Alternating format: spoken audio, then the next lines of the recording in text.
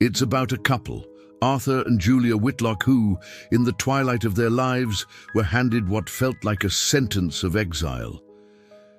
After pouring their entire lives into raising 5 children, they believed in that unspoken promise, that the love you give will one day return. Instead, they were met with the ultimate betrayal. Their final years weren't meant to be spent surrounded by family, but in a place forgotten by time, designed by neglect.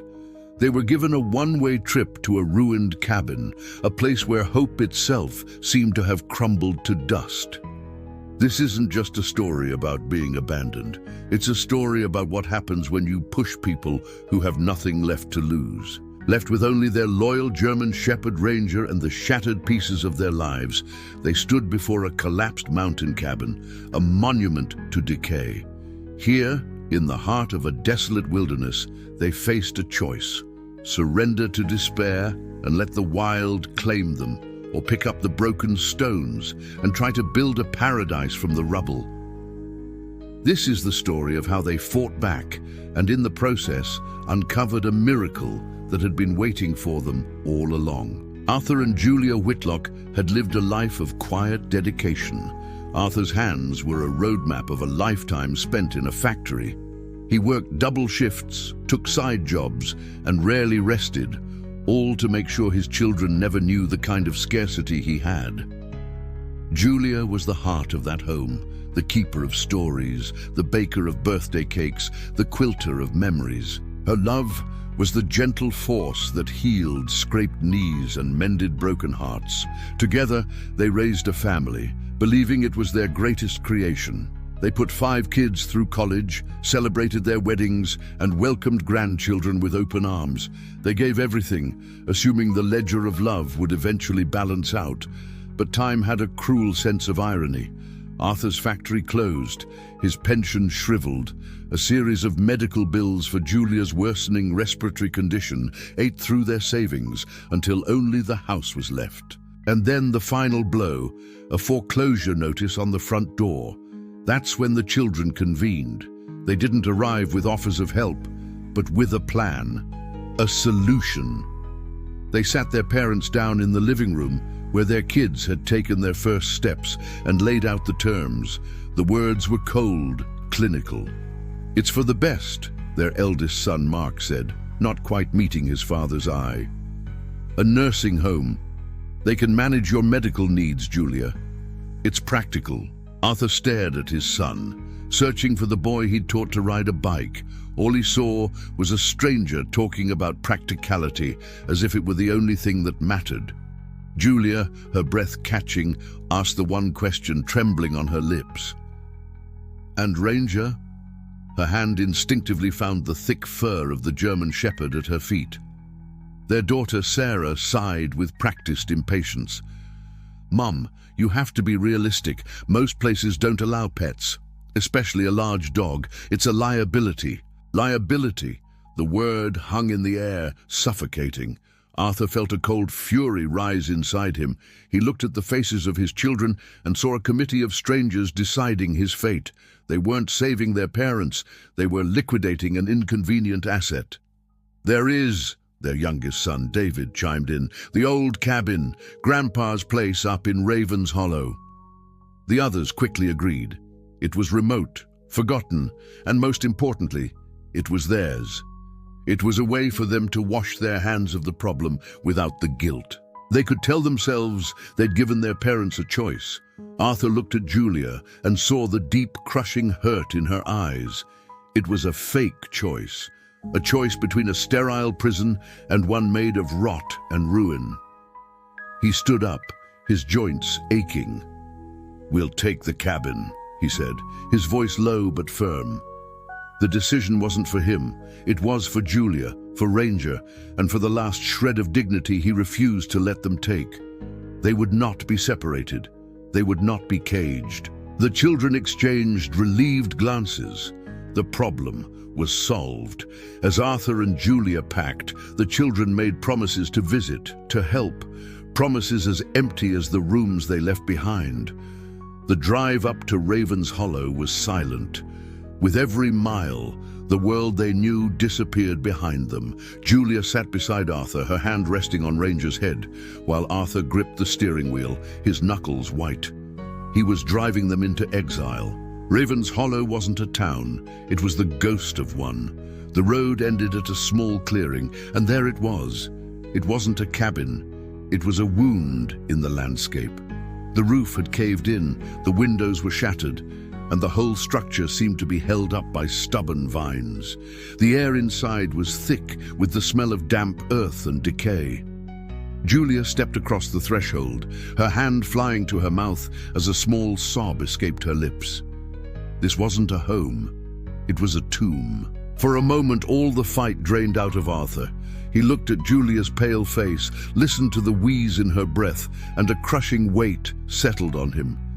His children hadn't just sent them away, they'd sent them here to perish. It would be so easy to just sit down in the rubble and wait, but then a wet nose pressed into his hand.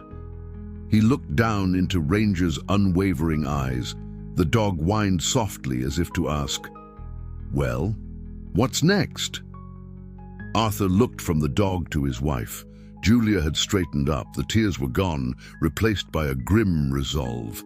It was the look of a fighter. She walked to a relatively dry corner and began to sweep away debris with her foot. "This corner," she said, her voice quiet but clear. "We can put a tarp over this part of the roof. It'll keep us dry for tonight." It wasn't a grand declaration. It was a single practical step, but in that moment it was everything. It was a refusal to be a victim. Arthur looked at his wife standing defiant in the ruin and felt a spark ignite. They had faced down poverty and illness before. They had built a life from nothing, and they still had each other and their loyal dog. That wasn't nothing, that was a foundation. He walked to the truck, his movements stiff, and pulled out a crowbar. He looked at the collapsed roof. An impossible task, but he didn't see a ruin anymore. He saw a pile of lumber. He wedged the crowbar under the first rotten beam. "One board at a time, Julia," he said. "One day at a time." The work of survival had begun. The first weeks were brutal. Their bodies screamed in protest. Arthur's arthritis was a constant grinding pain, and Julia's breathing was often labored in the cold, damp air. But they worked with a slow, methodical rhythm, racing only against the setting sun. Arthur's hands, though gnarled, remembered the language of tools. He became a scavenger, exploring the abandoned mining settlement with Ranger at his side. Rusted steel from a collapsed shed became patches for their roof. Old timbers were hauled back to replace rotted floor joists. The work was agonizingly slow. Each nail straightened, each board pried loose was a victory. He wasn't just fixing a cabin, he was rebuilding his own life. While Arthur was the architect, Julia was the heart.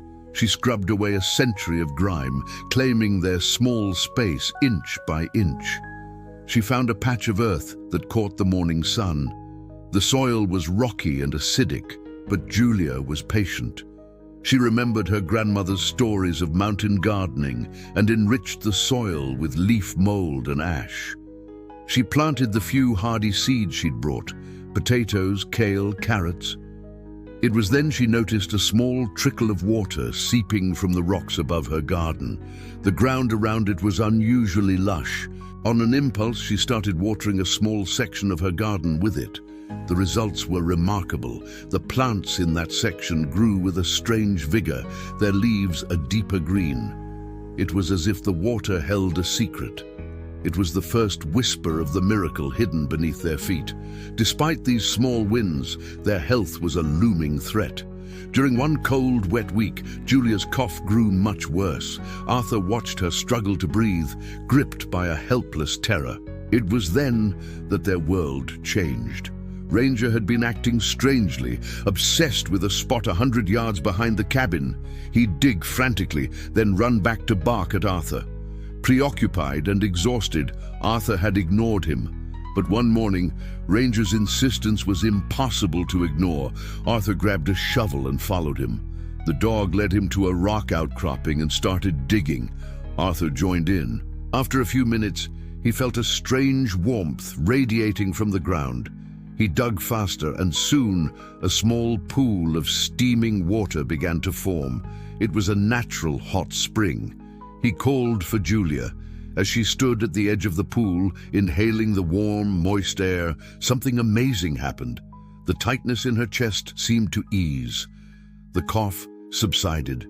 She took a deep breath, the first clear breath she'd taken in weeks. Guided by Ranger's uncanny intuition, they uncovered 2 more springs. The first produced a hot vapor that seemed to work wonders on Julia's lungs. Arthur found that soaking in the second, a deeper pool, brought a profound, soothing relief to his arthritic joints that no pill had ever offered. The third spring's water was cool and effervescent. Drinking it seemed to give them a new sense of energy. They had come to the mountain to survive. They now realized they might have been led there to heal. With the discovery of the springs, their work became a joyful act of creation. Soothed by the healing waters, Arthur worked with a vigor that defied his age. He built a small enclosed bathhouse to trap the therapeutic steam.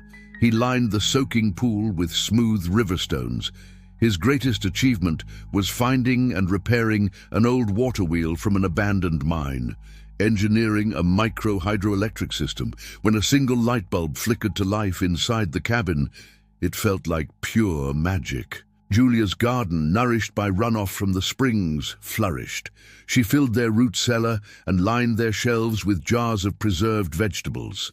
They had arrived at a ruin and were now living in a paradise of their own making. But it was a fragile paradise. That autumn, the old-timers in town warned of a severe winter.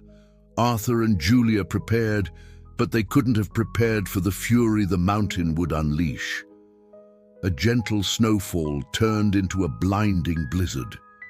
For 2 days, they were prisoners as the wind howled and snow piled up, making the cabin's old timbers groan. On the 3rd night, it happened. With a sound like a cannon shot, a massive pine tree crashed down onto the roof directly above their bedroom. Snow, ice, and splintered wood poured in.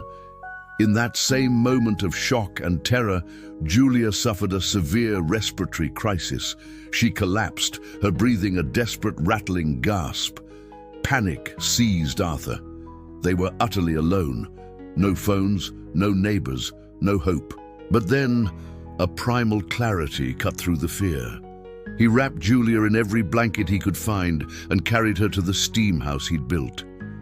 He stoked the stove until it roared, pouring water over the hot stones. The room filled with thick, mineral-rich steam. He held Julia, positioning her head so she could inhale the warm air, and pleaded with whatever spirit resided in these springs not to take her. Slowly, miraculously, the rattling in her chest began to subside. Her panicked gasps gave way to deeper breaths. Color returned to her cheeks. She stirred, and her eyes fluttered open. The storm still raged, but inside their small sanctuary the crisis had passed.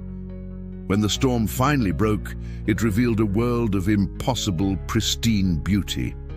The great pine lay across their roof, but the cabin had held. They had been battered but not broken. As they stood together looking out at the silent white world, they knew they had earned their place here. The paradise they built was no longer fragile. It had been tested, and it had endured. In the quiet aftermath of the storm, word of the Whitlocks and their mountain sanctuary began to spread, almost like a legend. It started with a lost hiker they took in.